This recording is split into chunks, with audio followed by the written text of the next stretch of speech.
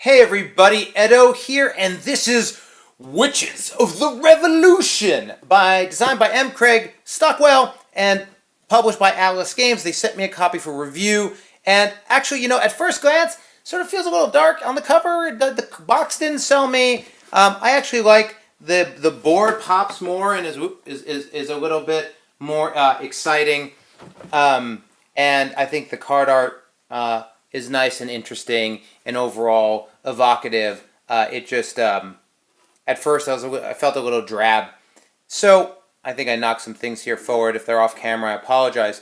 But so this is an interesting one. This is a cooperative deck builder, so nothing that different there. But one of the things that's interesting is a lot of the mechanics in this game, sort of in the deck building spectrum, pushes you. I think a lot of deck builders push you towards specialization. This one seems to push you towards sort of thinking through coverage and card and hand management, and it works. So let's talk about it. In terms of the theme, it's a mixed bag for me.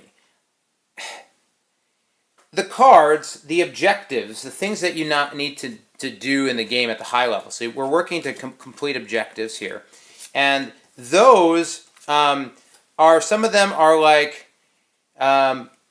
depose the British governor or curse Paul Revere, right? Like some of them are magical and interesting. Other ones are less so, and so the objectives bring out that theme of witchcraft and magic in an interesting way, as do these little mission cards. Mudslide, interpreted as divine rebuke, well sabotaged by enemies unknown. I mean, they're negative things you're going to do. But in the game, you are just looking at symbols on the sides of your cards. There are some abilities, but it just doesn't feel like witchcraft. Like when I think of a witchcraft game, I almost always think about The Village Crone by Marie DeWitt, in terms of a game where you feel like you're witches casting spells. Like it doesn't have to be all oil and whatever that quote is. It doesn't have to be all like enchanting. But this is just an interesting juxtaposition of theme, but I don't know. I guess what I'm saying is it fell a little short of what I was hoping for, because I think in of itself it could have been amazing. It's fine. In the game, you have this board, as I was showing you, and I don't have it all set up. If you want to see how to play, you certainly can. But basically, you have your objectives at the top, the 4 you're trying to do, and the objectives have a certain amount of tokens you're going to try to clear in order to get them, and you do that by doing missions. You have recruits, who are how you're going to deck build, who you acquire, and then you sort of have your liberty and tyranny bell, which starts is effectively your win-lose track, and you have your moon track, which is what sort of makes the game harder and harder as you go. Otherwise, you're working through and clearing events. As events go by, that's what triggers things to get worse for you. So really what you're trying to do is manage your events, or your missions here, or I guess they're called events. Manage your events so that you don't push your main track, and complete events to clear objectives. One of the cool things is events have symbols, and let me see if I can get one here. Let's say this event has this Liberty symbol. It's in the corner. It's a little small on the card, but that means this will trigger the Liberty bell. An event that doesn't have that won't. So you've got this interesting event balancing around the cards that works for you. What you're doing, though, for the most part, is you have your hand, and in your hand you have your seekers, your starting team, and they have these little icons next to them, and they're in different distributions.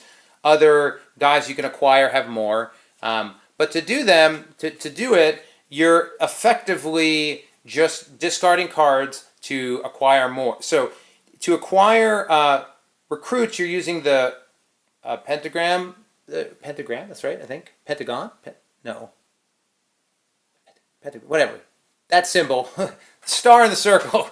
And to get your recruits, but to get to complete missions, you're using the symbols on the side of them. So it's really just resource management in your hand. some cards let you do interesting things. The cooperative elements have to do with players assisting during your turn to help you clear objectives and talking it through. So there's some good talkage that goes on in terms of play. There's not a lot of sort of hidden, unique information. It's mostly about, hey, what are we going to do? Do we want to go for this? Do we want to go for that? How are we going to push it? I feel like in that context, it doesn't do anything new, other than because of the way the values are laid out on the cards and the cooperativeness, you sort of altogether need to think about who's going for what color, how you're going to balance it, and you can ratchet up the difficulty. So I feel like as far as cooperative games go, it's fine. It's good. I guess overall, I think this game is good, not great. The theme is interesting, but not as highly executed as I would have liked.